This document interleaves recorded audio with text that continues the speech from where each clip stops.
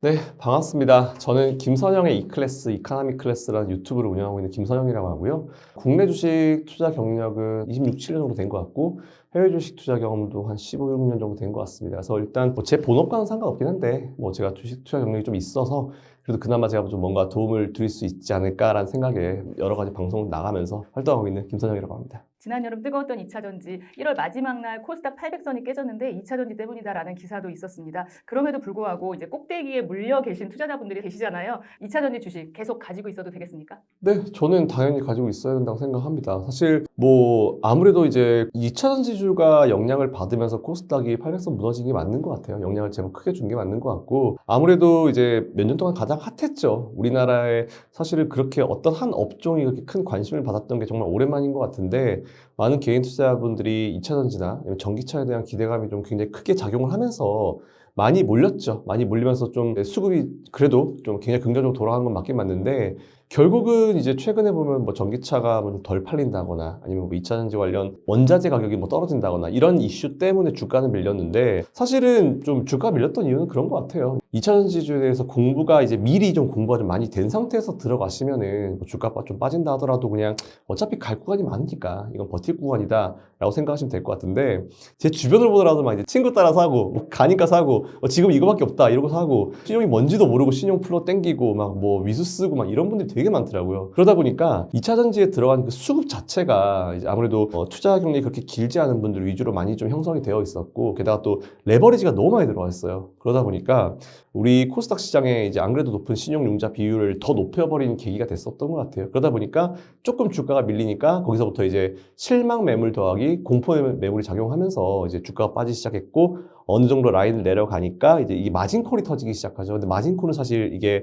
계산이 안 되잖아요. 어떤 시점에 어떻게 꼬였는지 모르기 때문에. 그러다 보니까 주가가 더 빠르게 이제 수직 하락한 느낌이 분명히 있는 것 같아요. 근데 이 마진콜이라는 걸 또 우리가 반대로 생각해 보면은, 나는 매도 안 하고 싶은데 어쩔 수 없이 강제 청산당한 거거든요. 그러다 보니까 아무래도 오히려 좀 빠져야 되는 구간보다 좀 더 많이 기계적으로 빠진 느낌은 분명히 있는 것 같습니다. 그리고 제법 조정을 받았죠. 그리고 사실 2차 전지라는 게 핫해지면서 이렇게 긴 기간 동안 올해 조정을 받은 건 사실 처음이에요. 차트를 찍어보시면 이렇게 길진 않거든요. 그래서 저는 오히려 지금 그동안 뭔가 빠르게 쌓였었던 그 버블들이 쌓여 있었고, 이게 좀 버블이 좀 안정권으로 들어오면서 모든 것들이 커머디티도 마찬가지지만 좀 균형점을 찾아가는 흐름이라고 보고 있습니다. 그래서 저는 지금 조정이 적정 조정이라고 보고 있어요. 제가 이따 말씀드리겠지만 모든 것들이 이제 그동안 러시아 우크라이나 이슈가 발생을 하면서 이제 많이 떴고, 사실 없어야 되는 가격대가 만들어지는 것 같아요. 그게 이제 안정을 찾는 안정기로 들어간다 판단되기 때문에 지금은 굳이 팔고 도망가실 필요가 없다라는 그런 생각을 가지고 있고요.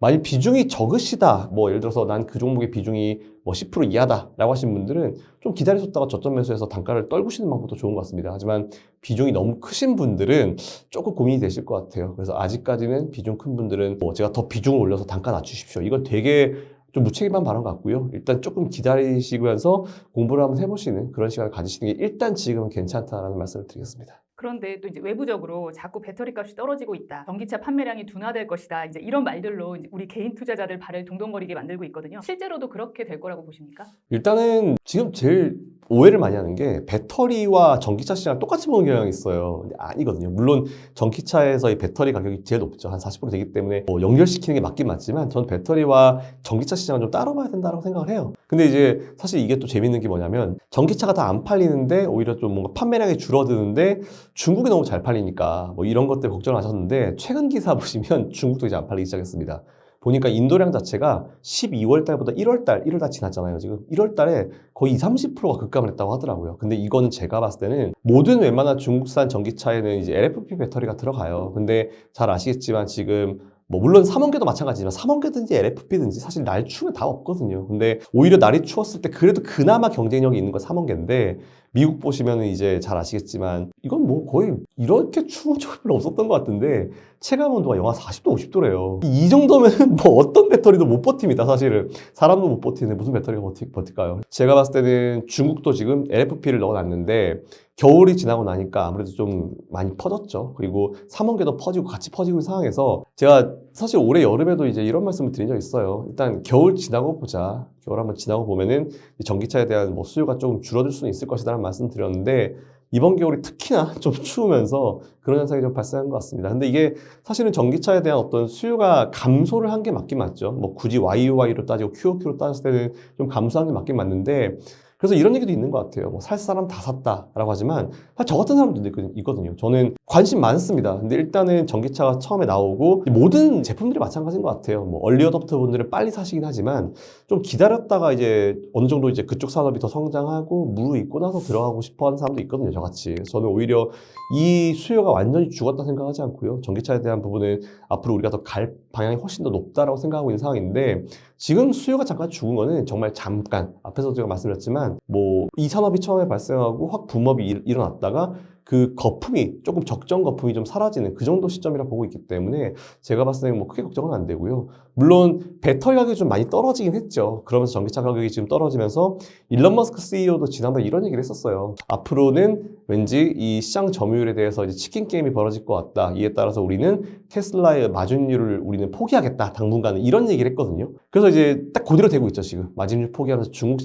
차랑 엄청나게 싸우고 있는데, 사실 마진율을 따져봤을 때 테슬라가 많이 떨어지긴 했지만 중국 마진율은 형편없어요. 정말 중국 차들은 진짜 이건 정부적으로 돈을 도와줘가지고 적자를 겨우 면하고 있는 그런 상황이기 때문에 지금은 진짜 고래 싸움이 진행되고 있는 상황입니다. 그래서 이런 것들이 일단 좀 지나줘야 될 것 같아요. 1차적으로 치킨 게임이 좀 지나줘야지 좀 안정을 찾을 수 있는 부분인 것 같아서 우선 지금은 투자하고 계신 분들이 조금 이런 치킨 게임에 좀 중간에 껴있으시기 때문에 버티셔야 되는 시점이다라고 생각합니다. 얼마 전까지 반도체도 그랬잖아요.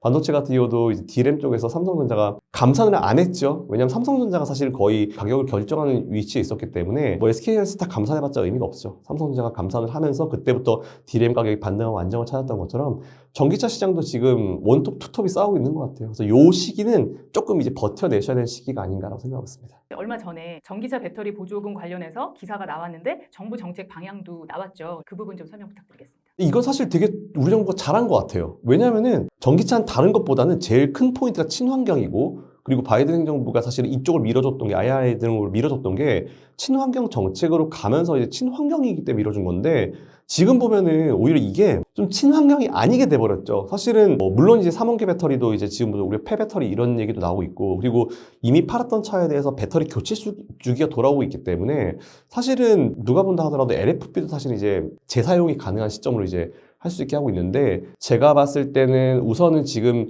시점 자체가 조금 이제 애매하게 좀 떠 있는 것 같긴 합니다. 근데 우리 정부에서 이번 잘해준 게 사실 이런 보조금을 줄 때 좀 느낌이 다른 것 같아요. 중국 정부는 밀어줄 때 어쨌든 적자를 면하게 하면서까지 밀어주고 있고 이 산업을 먹기 위해서 하고 있는 거고, 그에 반해 이제 미국이나 우리나라 같은 경우는 진짜 친환경 산업을 한번 살려보고 싶어서 주는 거거든요. 그러면 당연히 보조금을 줬을 때 이것저것 다 줄 게 아니고 진짜 그 의도에 맞는 품목이나 아니면 업종을 주는 게 맞죠. 근데 사실은 그렇게 치면은 LFP보다는 이제 3원계 쪽으로 아무래도 보조금을 지급하는 게 맞습니다. 왜냐하면은 이번에 보조금 지급하는 그 규정 자체가 재활용 자체, 다시 우리 활용할 수 있는 이런 정말 친환경 취지에 맞는 그런 배터리 쪽에, 그런 산업 쪽에 이제 주겠다는 게 주요 취지이기 때문에 저는 그게 포인트를 잘 잡아서 이제 하고 있다라고 생각을 해요. 뭐 그에 따라서 당연히 그러면 LFP가 좀 상대적으로 영향을 좀 받을 수밖에 없겠고, 그리고 이에 반해서 3원계나 아니면 3원계를 쓰는 뭐 국내 전기차 기업들, 이런 기업들이 좀 영향을 받을 수 있기 때문에 오히려 저는 친환경이라는 취지를 봤을 때는 이 포인트를 굉장히 잘 잡고 가고 있다라고 생각하고 있습니다. 그렇다면 이번 정부의 정책이 배터리 생산 기업들한테는 호재가 되고 있는 건가요? 네, 저는 그렇게 생각하고 있습니다. 일단 이게 사실은 우리나라 쪽에는 괜찮아요. 그래서 이게 말이 되게 많이 나오는 게 너무 또 국내 산업 위주다 뭐 이런 얘기 나오는데, 가만히 따지고 보면은 우리나라 빼고 자국 산업 보호 다 하고 있어요. 미국도 하고 있고 일본도 하고 유럽도 하고 다 하고 있거든요. 근데 우리나라는 사실 자국 산업 보호에 대한 어떤 구체적인 액션이 없었죠. 특히 지금까지는. 근데 오히려 이번을 계기를 통해서 국내 기업들, 국내 산업들 좀 살리겠다, 뭐 한번 보호해보겠다 이런 취지이기 때문에 저는 되게 잘하고 있다 봐요. 그래서 뭐 중국 눈치를 굳이 우리가 왜 보는지 전 이해가 안 되고 있는 부분이고, 중국이 이것 가지고 뭐 외교 분쟁을 만든다라고 하면은 되게 웃긴 거죠, 상황이. 본인들도 그렇게 하고 있는데 왜 미국도 하고 있고 유럽도 하고 있고 다 하고 있는데 왜 우리나라는 우리나라 산업을 못 지킵니까? 지켜야 되는 게 맞고, 우리나라 환경부든지 뭐 어떤 부서든지 간에 이런 부서가 왜 있어요? 없어요.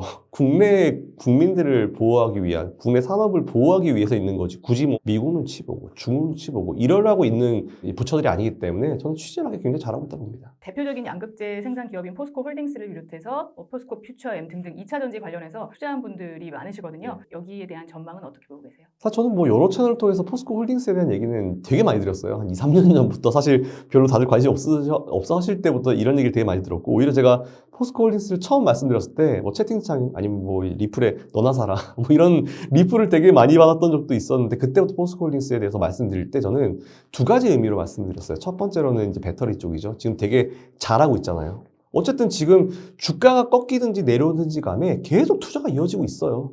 나중에, 그러니까 저는 지금 에코그룹이든지 에코프로 그룹이든지 포스코 그룹이든지 지금 뭐 삼성이든지 간에 이렇게 지금 주가는 꺾여 있지만 그 기업들이 계속 지금 성장을 하고 그리고 투자를 하고 공장을 증설하고 하는 게 저는 의미가 있다고 봐요. 어떤 거냐면은 사실 그런 기업들은 당장 주가에 신경 안 쓰거든요. 주가보다 우리의 성장성, 미래를 더 보고 가는 기업들이기 때문에 투자를 계속 하는 거죠. 성장성이 잇따라 보기 때문에. 그러면은 나중에 지금 뭐 리튬 가격이 떨어져가지고 지금 뭐 판매 단가에 대한 부분이 뭐 매출이 떨어진다 이게 걱정되는데, 제가 봤을 때는 지금 원자재 가격은 거의 바닥 근처라 보면 돼요. 그러면 이제 바닥에서 이제 반등해서 올라가는 시점이 있겠죠. 그래서 올라갔을 때 그때 진짜 한번 다시 싸움이 벌어질 거예요. 그래서 저는 그때를 위해서 지금 어쨌든 규모의 경제 준비한다라고 생각을 합니다. 그래서 오히려 저는 지금 2차 전쟁을 위한, 2차 전지가 아니고 2차 전쟁을 위한 어떤 이제 재편의 어떤 그런 상황이라고 좀 판단되고 있어가지고, 오히려 전 지금 시점부터는 계속 관심을 좀 가질 필요가 있을 것 같다는 생각 들고, 포스코 그룹은 첫 번째로는 배터리, 두 번째로는 이제 철강이잖아요. 근데 이게 철강 쪽이 지금 어쩔 수가 없는 게, 이게 철강은 어쨌든 많이 팔긴 팔아야 되지만 갑자기 원래 뒤에서도 내가 치고 올랐어요. 이제 일본인데, 일본 철강은 원래 퀄리티는 되게 좋아요. 근데 비싸서 안 썼거든요. 근데 최근에 엔저를 등에 업었죠. 엔저를 등에 업으면서 이제 일본산 철강이 굉장히 판매가 잘 되고 있습니다. 근데 엔저 같은 경우는 제가 봤을 때는 이제 미국이 금리 인하기로 들어가게 되면은 조만간 아마 이제 살짝 꺾이기 시작할 거예요. 그래서 그 시점쯤 되면 포스코가 다시 한번 좀 치고 올라올 수 있는 그런 계기가 될 수 있을 것 같아서, 포스코 홀딩스를 제가 말씀드릴 때는 좀 양다리죠. 이쪽은 2차 전지, 이쪽은 철강 관련. 그리고 철강 쪽은 아무래도 어쩔 수 없이 중국 경기가 좀 살아나게 되면은 뜨거든요. 근데 중국 경기가 많이 지금 굉장히 막 버블이 껴있다. 엄청 위에 있다. 위험하죠. 근데 지금 누가 보다 중국은 경기가 바닥인 상황이기 때문에 지금부터는 뭐 언제 살아나냐 그 문제지, 더 이상 여기서 뭐 엄청난 심각한 문제로 갈 것 같지는 않습니다. 그래서 지금 보면은 포스코 홀딩스는 어쨌든 철강 쪽 원래 잘 팔렸는데 어쩔 수 없이 일본의 엔저 때문에 밀리고 있는 바닥권, 그리고 중국 경기가 어쨌든 바닥권, 그리고 2차 전지도 잘 가다가 좀 밑으로 내려와서 조정 바닥권. 그래서 모든 부분을 봤을 때 지금 주가가 전 제가 봤을 때는 앞으로 한 1, 2년을 두고 봤을 때 제일 저점이라고 판단해요. 그래서 포스코 홀딩스를 비롯해서 포스코 퓨처엠 관련 이쪽들은 계속 좀 관심을 가지시는 게 좋을 것 같다는 그런 의견을 좀 이어가도록 하겠습니다. 포스코가 이제 원래는 철강 회사였는데 2차 전지로 회사가 이제 옮겨가고 있는 느낌이고, 네. 포스코 앞으로는 그러면 철강을 좀 줄이고 오히려 2차 전지를 더 많이 하더라도 2차 전지로 가려고 하는 건가요? 그것까지 잘 모르겠어요. 이게 저도 이제 되게 중요한 게, 이번에 CEO로 선출되시는 분이 어디서 오시는지가 진짜 중요하거든요. 리스트 보니까 뭐 LG엔솔 되게 많더라고요. 그래서 야, 이게 뭐 어떻게 돌아가려는 거지? 라는 그런 생각을 했는데, 어쨌든 2차 전지 쪽은 앞으로도 계속 투자를 늘려갈 겁니다. 그래서 이게 철강과 밸런스를 어떻게 맞출지는 모르겠어요. 근데 이게 갑자기 이런 생각이 들더라고요. 제가 예전에 포스코 홀딩스를 처음 한번 투자해보시라고 이제 의견을 드릴 때, 이때는 매도해야 됩니다라고 이제 의견을 드린 적이 있었는데, 그때가 언제냐면은 포스코 홀딩스가 사실 철강이랑 홀딩스로 나섰잖아요. 근데 그 포스코 철강 쪽이 물적 분할을 했는데 이 철강 쪽을 상장을 안 시키겠다 했거든요. 비상장이에요, 지금. 근데 이게 상장이 되게 되면 어쨌든 그때 약속을 어기는 거기 때문에 그때는 뭐 뒤도 보지 말고 버리십시오라고 했는데, 아직까지는 비상장이긴 한데 모르겠어요. 이게 2차 쪽을 확 키워가지고 매출 파이가 증가하면은 철강 쪽을 언젠가 상장을 시키겠죠. 안 한다고 했지만 이게 안 하겠습니까? 그래서 이 시점이 언제 올지 모르겠지만 이 투자 포인트도 여러분이 좀 아실 필요가 좀 있을 것 같아요. 뭐 저는 사실 물적 분할을 굉장히 싫어하는 사람이기 때문에 이런 기본적인 약속을 안 지킨다? 이게 어떻게 돌아갈지 모르겠지만, 이거 뭐 물론 몇 년 후에 미래가 될 거예요. 근데 일단 이 포인트는 여러분들이 꼭 아셔야 되는 포인트라 생각되고, 2차 전지 쪽은 아무래도 이제 어떤 CEO가 되시냐에 따라 가지고 좀 달라질 것 같긴 하지만, 지금 보니까 리스트업된 분들이 대부분 많이 2차 전지 쪽 계신 분들이 있더라고요. 저는 오히려 포스코 확실히 지금까지 사실 철강 잘해요. 이미 잘하고 있기 때문에 잘하는 거 놔두고 내가 더 잘할 수 있는 게 뭘까라고 찾았는데, 그걸 2차 전지로 찾은 느낌이어가지고 어쨌든 양쪽으로 뭔가 가려는 느낌이 분명히 있는 것 같습니다. 그렇다 하더라도 철강 쪽을 포기하진 않을 거예요. 왜냐면 정말 오랜 기간 동안 잘해왔고 잘 할 수 있는 쪽이니까. 그래서 오히려 저는 이걸 어떻게 보냐면은 2차전지 우리 2차전지 치고 갈 거야. 최강 버려 이것보다는 우리가 이걸 되게 잘하니까 잘하는 건 계속 잘하자. 근데 이것만 가지고는 우리가 좀 모자란다. 뭘 더 잘할 수 있을까 해서 2차전지 쪽으로 들어간 거고 매출 포트폴리오가 좀 다변화됐다라고 좀 보는 게 맞는 것 같아요. 되게 잘하고 있는 거라 보고 있습니다. 포스코 퓨처엠의 경우에는 중국 의존도가 높았던 음극재 제조도 이제 국산화하겠다 이런 얘기를 했어요. 네. 뭐 공장을 짓거나 기술을 조금 더 개발하거나 이런 것도 계속 사업성이 더 좋아질 것으로 보면 되는 거겠죠. 그럼요. 이제 중국 의존도를 낮추고 중국과 가격 경쟁이 들어가겠죠. 이제 문제는 그건데 사실 가격 경쟁하면 중국 진짜 이기기 쉽지가 않거든요. 근데 이게 제가 봤을 때 지금 보면은 지난번에 삼성 SDI 건도 그렇고 이게 양극재, 음극재를 긴 기간 동안에 확보를 다 하고 있어요. 저는 이걸 어떻게 봤냐면은 오히려 이걸 갖다가 뭐 되게 폄하하는 사람들도 많은데 오히려 이런 생각이 들더라고요. 앞으로 다가올 미래를 이 회사들이 엄청나게 크게 보고 있구나.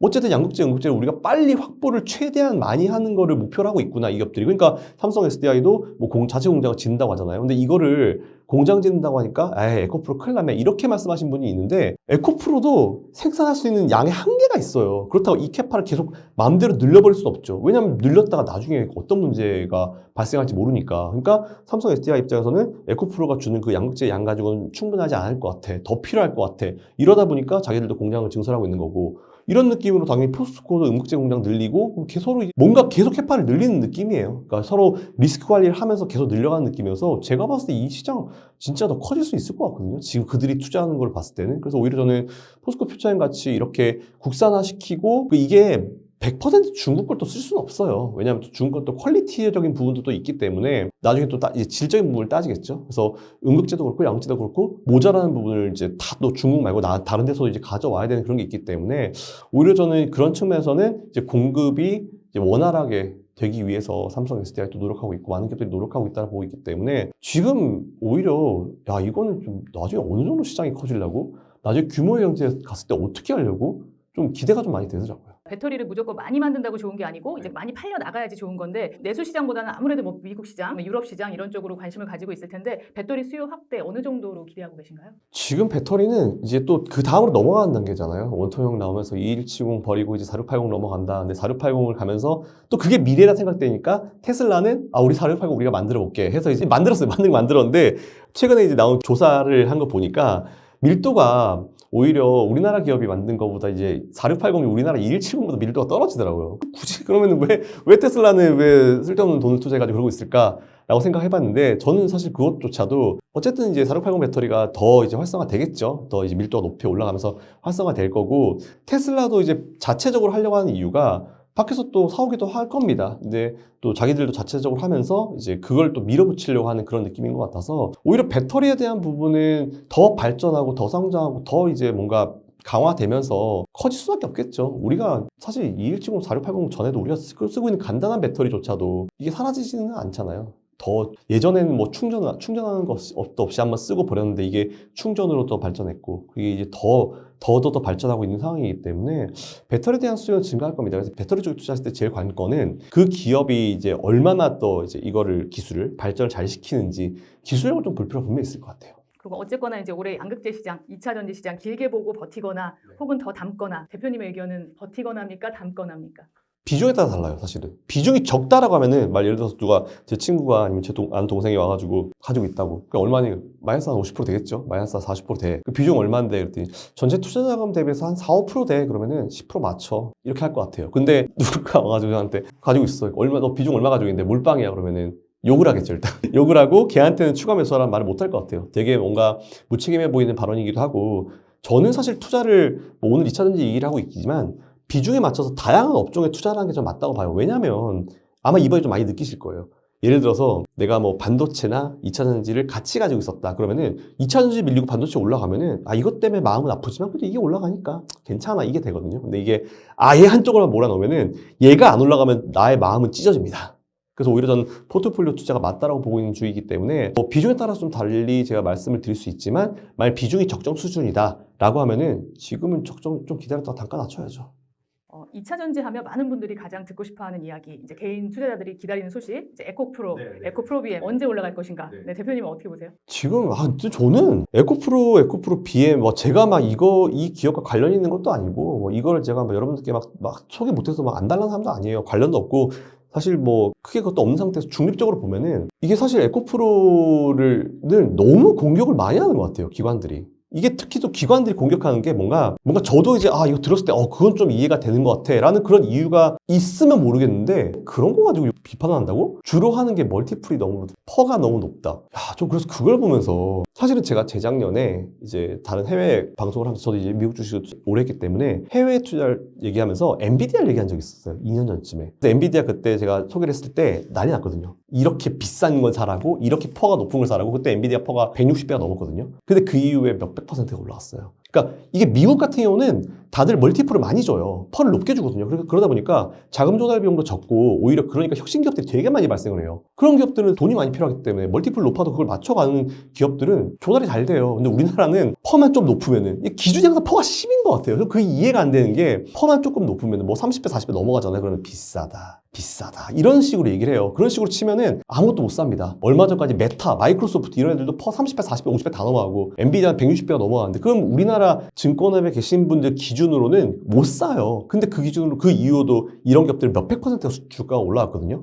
그래서 우리나라의 어떤 이런 멀티플을 보는 시선 자체가 좀 달라져야 된다고 봐요. 그러니까 이게 너무 멀티플이 높아서 에코프로 그룹은 뭐 매도해야 된다. 사실 이건 좀 정상이 아닌 것 같고 잘 하잖아요. 에코프로 그룹이 지금 보면은 성장이나 아니면 기술 개발이나 이런 것들을 일 못합니까? 매출이 줄어들어요? 매출이 뭐 반토막 이상 납니까? 순이익이 줄어드는 건 어쩔 수 없어요. 순이익과 매출이 줄어드는 건 잘 봐야 되는데 저는 이렇게 얘기를 해요. 순이익은 줄어들 수 있어요. 왜냐면은 매출과 영업이익, 뭐 순이익이 있는데 그 내에 어떤 매출 원가, 그러니까 이 매출을 만들기 위한 원자재 가격이 올라갈 수 있거든요. 그러면 당연히 매출에서 이거 빼면 이게 줄어요. 이거는 언제든지 있을 수 있어요. 특히나 러시아, 우크라이나 이슈 이런 전쟁들이 발생했을 때는 원자재 가격이 튀어버리면은 순이익 떨어집니다. 근데 그때 봐야 될 게 뭐냐면 순이익은 보지 마시고요. 매출을 보세요. 매출이 만일 진짜 반토막 나고 꺾였다. 그건 버려야죠. 근데 이제 그건 아니지 않습니까? 그래서 저는 오히려 이런 것들을 봤을 때는 그게 좀 팩트인 것 같고 에코프로 BM을 봤을 때 다른 건 모르겠고 딱 이제 주가 수준만 봤을 때는 이미 빠질 만큼 많이 빠진 것 같아요. 근데 관건이 이게 우리나라가 보면은 공매도 쪽에 대한 얘기를 되게 많이 하잖아요. 공매도 중지된 상태임에도 불구하고 지금 여전히 진행되고 있는 부분도 분명히 있어서 숏 세력과의 어떤 싸우는 느낌? 그래서 저는 이제 에코프로 그룹을 얘기를 할 때 물론 완벽하게 이제 비교가 될 수 있는 업종은 아니에요. 근데 테슬라가 옛날에 그랬어요. 테슬라가 주가가 밑에서 올라올 때도 느낌은 비슷해요. 비싸다.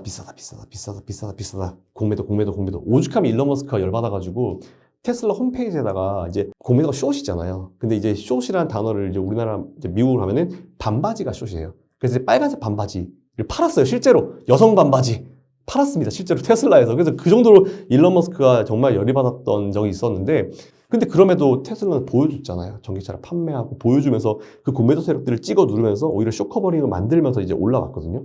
그래서 오히려 에코프로 그룹 기업이 좀 지금 생각해야 될 거는 보고 갈 미래는 그건 것 같아요. 뭐 주변에 뭐라고 하든지 간에 자기들이 더 이제 기술 개발 잘하고 이제 더 성장을 많이 시키려는 모습을 주주들한테 보여주면 돼요. 저는 지금 주주분들이 되게 중요하다고 생각해요. 주총 가셔가지고 에코프로 그룹이 내가 매수했다고 그 기업을 사랑하면 안 돼요. 저는 계좌에 딱 들어온 순간, 내 계좌에 들어온 순간 그 기업을 계속 의심해야 되는 게 이제 주주들의 역할이라 보거든요. 주총 가가지고 잘하고 있는지 감시하고 조금 이상한 짓 하면은 똑바로 해라 얘기하고 더 좋은 아이디어였으면 주고 이런 게 더 활성화가 돼야지 에코프로 그룹이 더 성장할 수 있을 거라 봐요. 그러니까 에코프로 그룹의 미래? 만일 제가 뭐 어떤 분이 에코프로는 뭐 이렇게 얘기하면은 본인의 인생의 10년 후를 아세요? 10년 후에 나를 볼 때 제일 중요한 거는 내가 얼마나 지금 열심히 하는가예요. 그래서 저는 그 그룹이 지금 뭐 비싸다, 뭐 퍼가 어떻다, PBR 어떻다 이런 거 있잖아요. 퍼 PBR도 우리가 참고하는 자료지.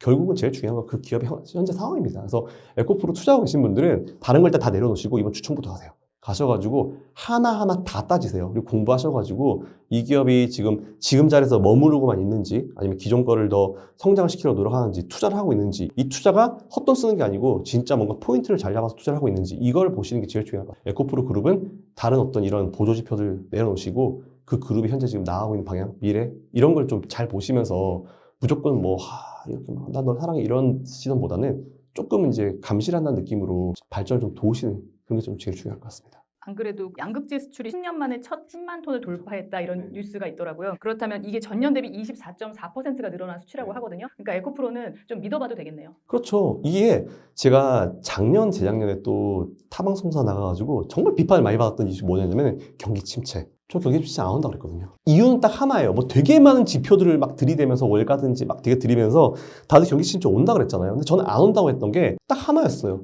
수요가 살아있는데 가격이 올라가든지 말든지 간에 그걸 사주는 사람이 있으면 절대 침체는 오지 않아요. 근데 그때 경기 침체 너무 어렵다 했을 때 우리나라에 어떤 기사가 나왔냐면은 우리나라 강남에 있는 신세계백화점이 전 세계 매출 1위를 찍었어요. 공항은 발디딜 틈이 없고 미국도 수요는 살아있고 그죠? 직원들 월급도 올라가고 그에 맞춰서 계속 매출도 증가하고 있고 기업들의 매출이 꺾이지가 않았어요.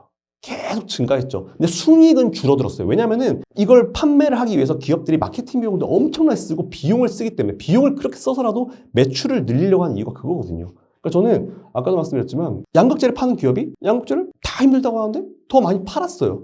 그 남는 건 없어. 이건 어쩔 수 없지. 왜냐하면 지금 이 미리 사놓은 원자재 가격이 이것도 재고자산 평가 이거에 따라서 깎여버리니까 어쩔 수 없는 부분이에요. 지금 근데 그게 소진이 되고 나서 이제 좀 밑에 싼 가격으로 사게 되면은 그때부터 어떻게 될까요? 저는 그렇게 봐요. 그래서 오히려 저는 앞에서도 말씀드렸지만 매출이 중요하고 그리고 매출이 증가하고 판매가 더 많이 됐다는 거는 양극재에 대한 수요가 살아있다는 거예요. 죽지 않았다는 거거든요. 양극재 수요가 죽었다라고 하면 그때부터는 제가 또 다른 쪽으로 분석을 해서 말씀을 드리겠죠. 근데 이미 이런 페이퍼를 통해서 나오잖아요. 아니 괜히 뭐 망상 같은 이상한 그 누군가의 생각 말고 나오잖아요. 이렇게 잘 팔았다는데 그게 답이죠. 에코프로의 자회사 에코프로머티가 에코프로의 시총을 역전할 수도 있다. 근데 이런 이야기는 왜 나오는 겁니까? 사실 제가 요즘에 에코프로 그룹 중에 지금 사람 뭐 사겠어요? 라면은 저는 에코프로 머티 살 것 같아요. 아니, 이게 차트상으로 분위기도 좀 그렇고 이게 근데 사실 근데 지금은 세계그룹주가 다 빠져가지고 뭐를 사도 다 괜찮은 상황이긴 해요, 솔직히. 근데 에코프로 머티가 최근에 신규 상장을 했잖아요. 상장하고 나서 오히려 굉장히 좀 좋은 모습을 보였고 잘 쉬었고 그리고 이제 이게 여러 가지가 있어요. 이제 특정 상장하고 나서 이제 코스피 200이라든지 이쪽에 들어가면은 이제 이런 패시브 자금들이 들어오거든요. 그래서 그런 것도 좀 생각해서 봤을 때 세계그룹 중에는 그나마 개인 수급을 포함해서 외국인이나 기관 수급이 그래도 제일 좀 뭔가 우리가 볼 때 깔끔하게 좀 될 수 있는 게 에코프로 머티가 아닐까라는 그런 생각을 하고 있고 그래서 저는 지금 상황에서 사실 제일 중요한 건 수급적인 부분이 좀 중요한 것 같아서 뭐 세계 기업 다 잘하잖아요. 근데 그 중에서 에코프로 머티가 수급적인 부분으로 봤을 때는 제일 좀 유리하지 않을까라는 그런 생각하고 수급이 몰리면 당연히 주가가 올라가게 되고 이에 따라서 시총이 좀 바뀔 수 있는 그런 상황도 발생할 수 있을 거라 보고 있는데 모르겠습니다. 그건 좀 지켜봐야죠. 에코프로가 인수합병 전담 조직을 네. 꾸리고 뭐 대규모 투자에 나선다 이런 얘기가 있는데 그 M&A 뭐 이런 가능성이 있는 거잖아요. 그럼 이거는 회사에 어떤 영향을 미칠까요? 잘하고 있는 거죠. 저는 이제 실제로 제가 사실 본업이 M&A이기도 하고 그래서 이제 처음에 에코프로 그룹이 M&A를 발표했을 때 딱 순간 드는 생각이 방향 잘 잡네? 사실 이 생각이 들었어요. 왜냐면 회사가 뭔가 새로운 매출 구조를 만들고 싶으면 할 수 있는 게 갑자기 생뚱맞게 예를 들어 자동차 하던 기업이 갑자기 생뚱맞게 우리 반도체 할래 이러면 되게 웃기잖아요. 근데 뭔가 사업의 연관성이 있으면서 뭔가 또 새로운 매출 구조를 만들고 싶을 때 제일 유용하게 쓰이는 방법이 사실 M&A거든요. 기업 인수합병이 제일 좋은데 지금 보면 에코프로 최근에 이제 어디를 M&A 할지 뭔가 명확하게 딱 나오진 않았지만 주주분들 그 주총 가서 물어보십시오. 되게 중요합니다. 한 1조 된다 하더라고요. 금액이 정확하진 않지만 1조 원 이상을 하는데 그 금액 진짜 어떻게 할 건지 이번 주총 가서 꼭 물어보세요. 저도 사실 되게 너무 궁금한데 그걸 물어보셔야 됩니다. 그래서 그거에 대한 정확한 계획과 어떤 미래가 있으면 진짜 한번 베팅해볼만 하죠.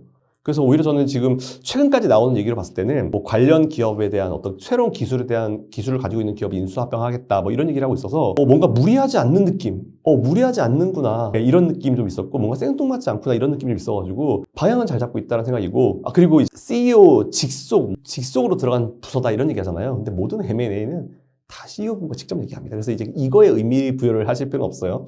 밑에 직원이랑 얘기하는 M&A는 없습니다. 다 대표님이랑 직접 얘기하기 때문에 이런 거 봤을 때는 에코프로가 확실히 지금 뭔가 빠르게 뭔가 아무 생각 없이 빠르게 달리는 그런 느낌 전혀 없고 뭔가 이제 꼼꼼하게 가려고 하는 느낌이 있구나라는 생각이 좀 들긴 들었어요. 근데 물론 앞으로 이제 그 계획이 나오게 되면 좀 지켜봐야겠지만 무리수를 두지 않는 상황에서 좀 뭔가 이제 잘 늘려가는 느낌? 그 정도 느낌을 받았습니다. 근데 어쨌든 주총 가서 꼭 확인하십시오. 중요합니다. 미국의 예를 들어봐도 메타도 마찬가지고 마이크로소프트도 마찬가지고 엔비디아도 마찬가지고 사실 지금은 와 이러잖아요. 근데 제가 한 1, 2년 전쯤에 막 조정받고 힘들 때 그때 얘기했을 때 되게 저 비판만 많이 받았거든요. 근데 그렇든지 말든지 그 기업들은 특히 메타 같은 경우는 처음에 이제 메타버스 하겠다고 메타로 이름을 바꿨어요. 근데 갑자기 메타버스만 하고 AI를 치고 나오더라고요. 그러다 중간에 갑자기 회사 구조조정을 한다라는 얘기를 하면서 직원 인력 감축을 한다 해서 그걸 되게 안 좋게만 봤거든요. 근데 저는 사실 M&A를 하기 때문에 인력 구조조정도 하기 때문에 제가 그 조정안을 봤을 때 얘들 이렇게 되면 이거 비용 절감 효과 나오면서 나중에 확실히 순이익 증가율이 높아지겠다 라는 생각하면서 그때 메타 얘기를 되게 많이 했어요. 근데 오히려 지금 메타가 오늘 아침에도 실적이 나왔지만 그게 먹혔잖아요. 근데 물론 메타버스는 아니더라고요. AI 쪽으로 밀어붙이고 광고 수입이 살아나고 있는데 모든 기업이 다 그래요. 당장 주가 신경 안 써요, 솔직히. 그냥 뭐라고 하든지 간에 뚜벅뚜벅 자기 갈 길을 잘 가는 기업들은 결국 나중에 그게 주가로 반영됩니다. 1월 초였는데요. 국민연금하고 공무원연금이 네. 올 초부터 반도체 대장주인 삼성전자를 오히려 팔고 에코프로비엠하고 LNF 같은 2차전지 관련주 담았다. 이런 네. 기사가 있었거든요. 네. 그러니까 이런 부분을 좋게 평가할 수 있는 거겠죠? 그렇죠. 이게 사실 국민연금에 대해서 되게 오해를 많이 하시는 분들이, 오해를 많이 받는 집단이에요. 왜냐면 이게 국민연금은 정말 기계적인 집단이거든요. 그래서 이제 내가 뭐 이건 사줘야 될 것 같아. 2차전지는 우리나라 기관 산업인데 사줘야 될 것 같아. 이런 정로 매매하는 집단은 아니에요. 그러니까 딱 국내 주식 몇 퍼센트를 딱 정해놓고 시가총액에 따라 가지고 뭐 MSCI든지 이런 인덱스에 맞춰가지고 딱 매수를 해버리는 그런 집단이기 때문에 만일 국내 주식을 밑에 막 지수가 막 밑에 내려가가지고 풀로 매수를 해놨다가 비중 맞춰서 매수해놨다가 지수가 올라오면은 그 비율이 넘어가잖아요. 그럼 어쩔 수 없이 그걸 다 잘라버려요. 그런 집단이 국민연금이고 그렇게 기계적으로 하는 집단이기 때문에 항상 이제 밑에는 매수해줘서 너무 고마워 그러다가 지수 좀 올라갈 때 매도를 해버리니 어쩔 수 없이 매도해야 되죠. 매도를 해버리면은 국민연금은 도와주지도 않고 지수 좀 올라가려고 할 때 위에서 눌러버리네? 이런 오해를 되게 많이 받는데 국민연금은 원래 이제 그렇게 기계적으로 매매한 집단이기 때문에 이거 우리가 좀 기본 상식적으로 알아야 된다고 보고 있고 그렇게 기계적으로 매매하는데 지금 그렇게 LNF나 이런 2차전지 관련주들 매수한다는 얘기는 그만큼 싸다라고 평가를 한 거예요. 이쯤이면 됐다라고 평가를 한 거기 때문에 오히려 그런 의미로 봤을 때는 뭐 괜찮다라고 보고 있다라는 뭐 그런 의미 좀 받아들이시면 될 것 같습니다. 미국 대선 얘기를 안 할 수가 없는데 네. 트럼프 공약에서 인플레이션 감축법 폐기하면서 전기차 보조금 삭감하겠다 이런 얘기를 했단 말이에요. 네. 그러면 그게 이제 전기차에는 또 배터리가 들어가고 그렇게 되면 또 우리 그 2차전지 주식을 가지고 계신 개인 투자자분들은 아니 이게 또 무슨 말이야 이렇게 된단 말이죠. 이거 어떻게 보고 계세요? 근데 사실 보는 트럼프 대통령 대단하신 분이긴 하죠. 근데 이건 좀 팩트 체크가 좀 필요해요. 그분이 이번에 전기차 보조금을 삭감하겠다고 하는 거는 어차피 삭감돼요. 바이든이 대통령 계속 있어도요. 한 2, 3년 후에 삭감이 돼요. 보조금을 준 이유가 뭡니까? 친환경차를 해서 우리는 환경을 좀 더 위해서 한번 이 산업을 살려보겠다라는 취지잖아요. 그러니까 당연히 모든 산업을 정부 기관 산업으로 밀어붙일 때는 보조금을 줘서 그 산업을 키우죠. 많이 컸죠, 지금. 그 제가 지금 자료 하나 제가 보여드린 게 있는데 그게 어떤 거냐면은 2025년쯤 되면은 전기차에 들어가는 보조금을 뺀다 하더라도 전기차와 내연기관차에 들어가는 그 만들 때 그 비용 자체가 똑같아진다는 골드만삭스 자료가 있어요. 그게 되게 웃기죠. 보조금 없이도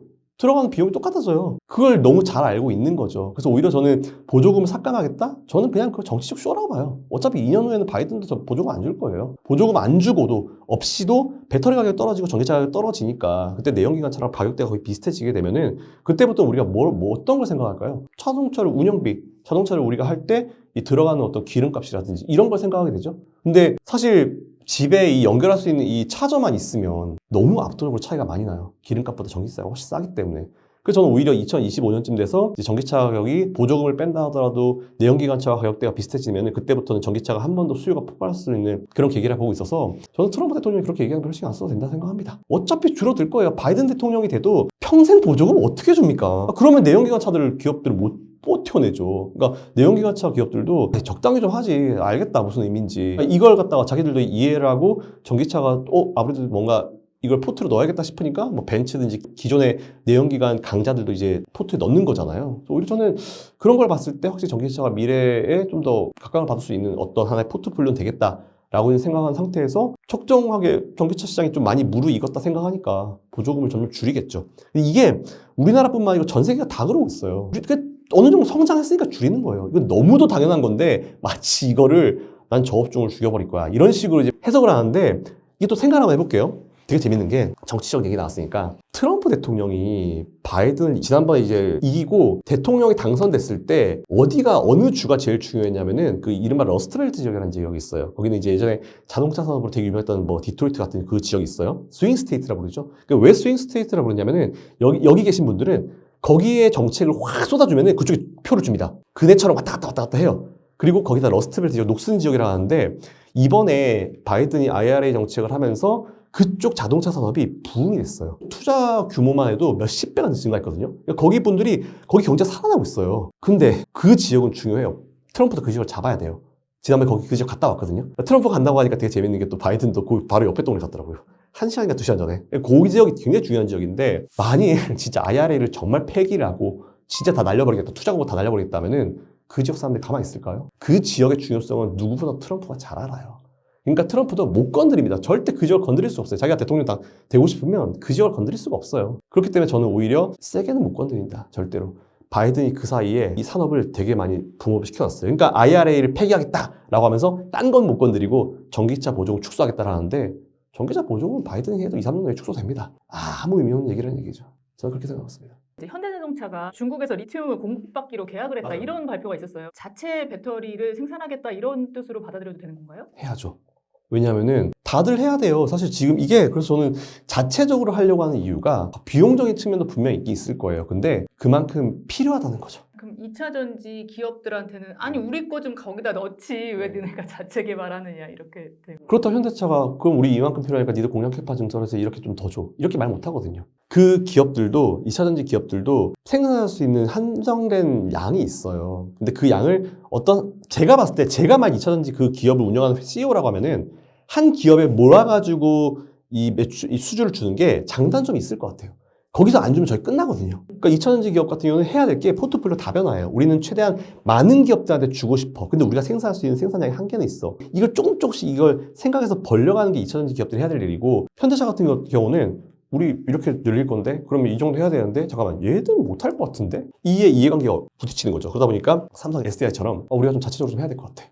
조금 우리가 생각하는 것보다는 쉽게 못 가져올 수 있을 것 같아. 우리가 하면 사실 비용도 줄일 수 있고 좋지. 이렇게 하죠. 100%만 현대차가 그걸 다 한다, 자기가 다 한다? 에이, 그런 일은 발생하지 않아요. 절대로 발생하지 않습니다. 대표님이 개인적으로 좀 담아봐도 좋겠다 싶은 주식 2차 전지 관련 주식 중에 하나 그리고 2차 전지와 전혀 상관없는 그냥 국내 주식 중에 하나 혹시 말씀해 주실 수 있으세요?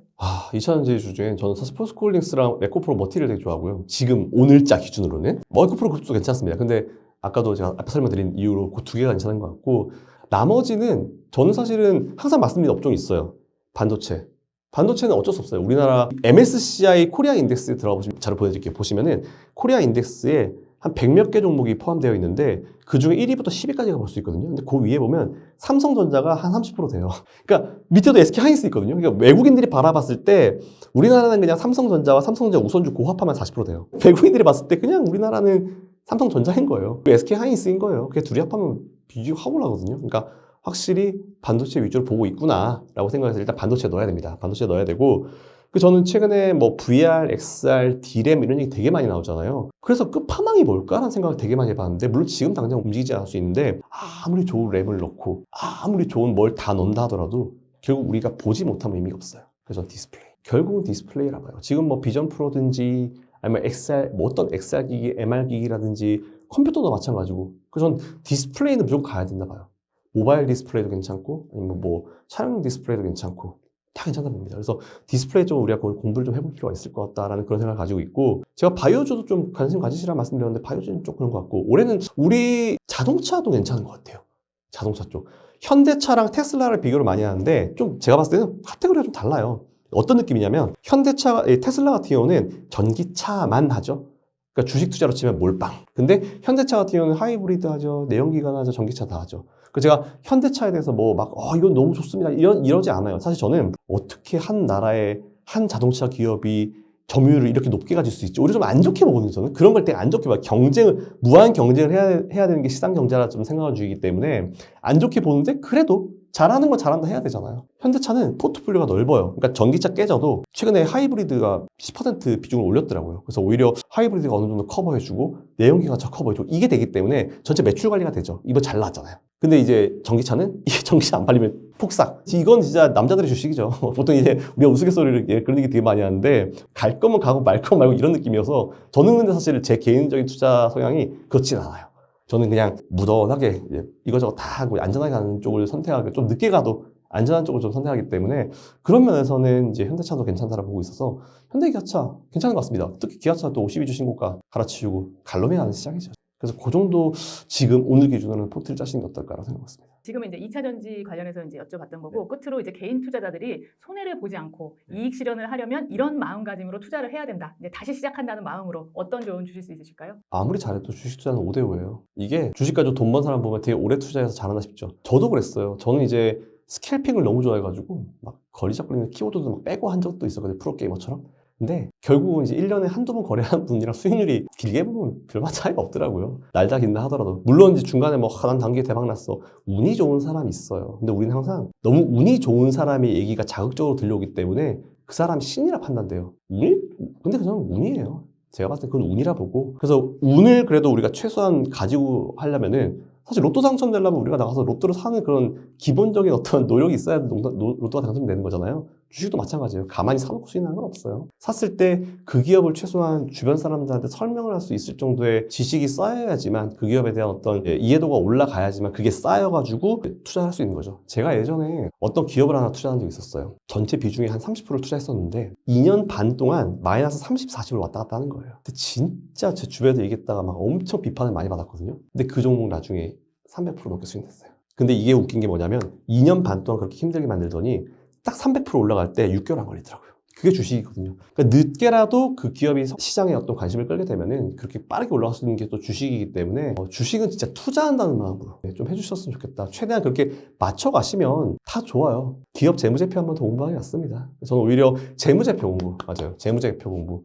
재무제표 공부를 꼭 하시는 게 제일 좋을 것 같다는 생각을 가지고 그래서 저도 제 개인 유튜브에 재무제표를 통해서 뭐 삼성전자를 분석해 놓은 것도 있고 그래서 앞으로도 좀 많이 올릴 생각인데 일단 그 기업의 가치를 평가하는 법을 먼저 공부를 하시는 게 제일 좋아요. 그게 제일 낫죠. 왜냐하면 내가 종목 들어가서 물렸어요. 근데 그 기업이 예를 들어서 저평가된 기업이야. 마음이 좀 놓이거든요. 근데 그런 걸 공부를 안 하고 들어갔어. 고평가야. 나 실적도 안 나와. 아이고 그때부터 답이 없어요.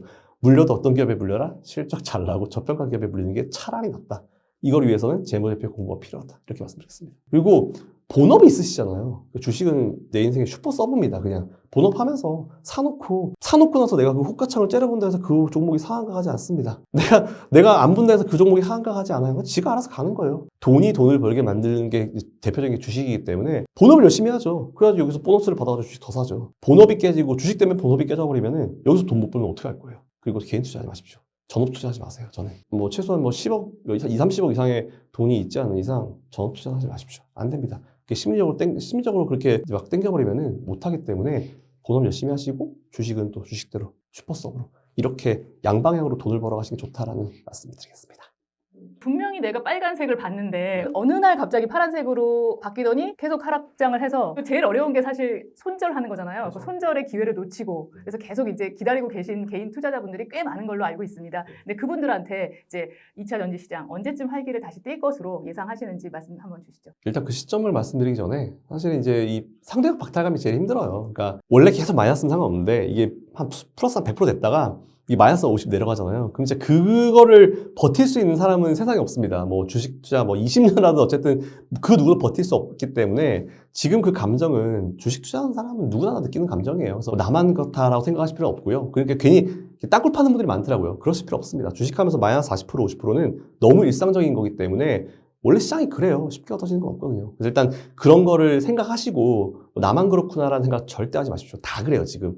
근데 일단 뭐 그래서 2차전지 시점에 대해서 말씀드리면 저는 거의 다 온 것 같아요. 지금 느낌이.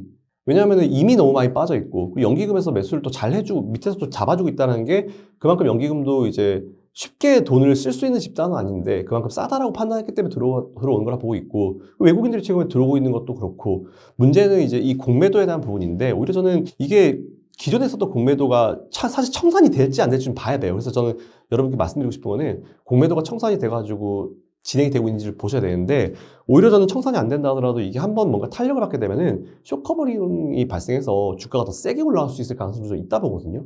그래서 저는 그 시점을 올해 한 2, 3분기 정도로 이제 보고 있긴 한데 그것도 중간중간에 여러 가지 또 좀 우리 확인을 해봐야겠죠. 근데 지금 수급적인 부분이 연기금 외국인들이 밑에서부터 이제 뭔가 잡아가는 과정이어서 조만간 어떤 분위기 반전이 좀 있을 수 있을 것 같습니다. 그래서 일단 그 부분 좀 생각해 보시면 좋대.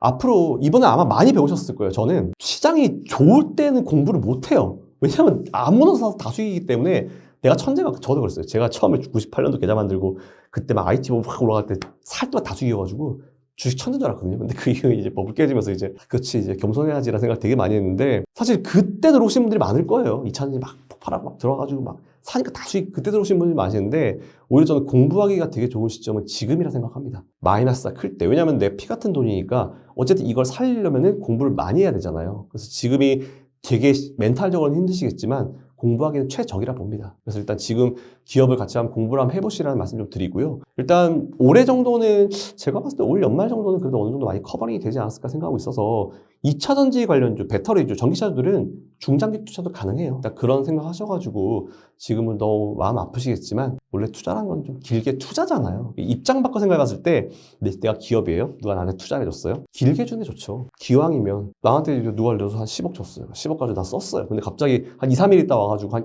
한두 달 있다 와가지고 돈 내놔. 좋지 않죠. 입장 바꿔보면 다 되는 것 같아요. 그래서 오히려 좀 투자를 길게 보시고 진짜 그 기업에 투자를 하는 느낌으로. 그럼 우리가 뭐 받아야 돼요? 배당 받아야죠. 주주 권리 우리 받아야죠. 주총 가야죠. 주총 가면 볼펜이라도 줘요.